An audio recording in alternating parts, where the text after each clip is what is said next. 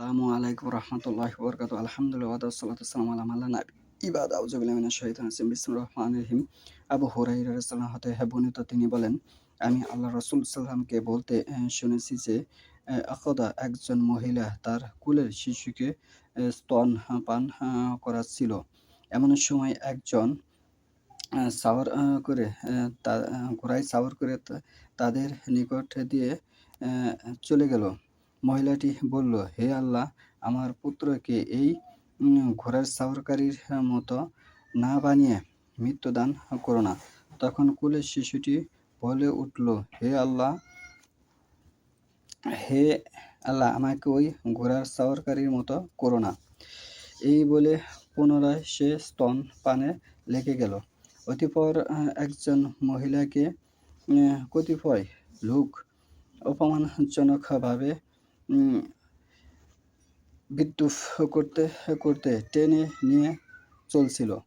ওই মহিলাকে দেখে বাচ্চার মা বলে উঠল, হে আল্লাহ, আমার পুত্রকে ওই মহিলার মতো করো না।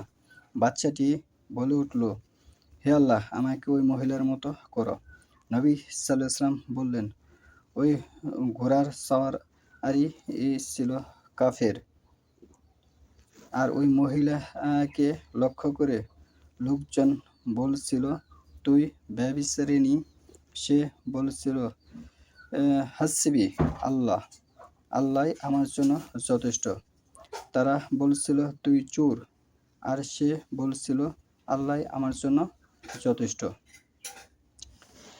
এই হাদিস থেকে আমরা যেটা শিক্ষা গ্রহণ করলাম, যেটা বুঝতে পারলাম, যে আপনি যেহেতু গাইবী খবর জানেন না, তাই কোনো ব্যক্তিকে আপনি ভালো মনে করলেও তার মতো আপনার বলা উচিত নয় যে আমার ছেলেটা, আমার সন্তানটা অমুকের মতো, আল্লাহ তাকে বানিয়ে দাও। এটা আল্লাহর কাছে এভাবে চাওয়া ঠিক নয়। এটা শিরিকের আওতাধীন হবে। আর যদি আপনার এই শিরিক হয় কথার মাধ্যমে, তাহলে আপনার সমস্ত আমল বরবাদ হয়ে যাবে। সূরা আনামের ৮৮ নম্বর আয়াত পড়ে দেখুন। আর যদি শিরিক হয়, আপনার জন্য জান্নাত হারাম হয়ে যাবে। সূরা মায়েদার ৭২ নম্বর আয়াত পড়ে দেখুন।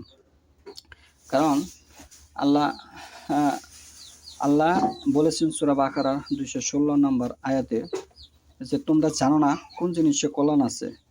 তাহলে আপনি যেহেতু জানেন না, মানুষ যেহেতু জানে না কোন জিনিসে কল্যাণ আছে, তাহলে আপনি ওই তার মতো আমাকে বানিয়ে দিয়েন, এটা বলা ন্যায়সঙ্গত বলে সমর্থন করে না হাদিসে। ন্যায়সঙ্গত বলে কি সমর্থন করে না। আপনি একমাত্র এটি চাইতে পারবেন আল্লাহর কাছে, আল্লাহ, তুমি আমাকে দিনের বোঝ দান করো, সঠিক দিনের উপর কায়েম দাম থাকার মতো তৌফিক দান করো। আমি যেন ঈমান সহকারে কবরে যেতে পারি। এরকম ধরনের কথা আপনি আল্লাহর কাছে চাইতে পারেন।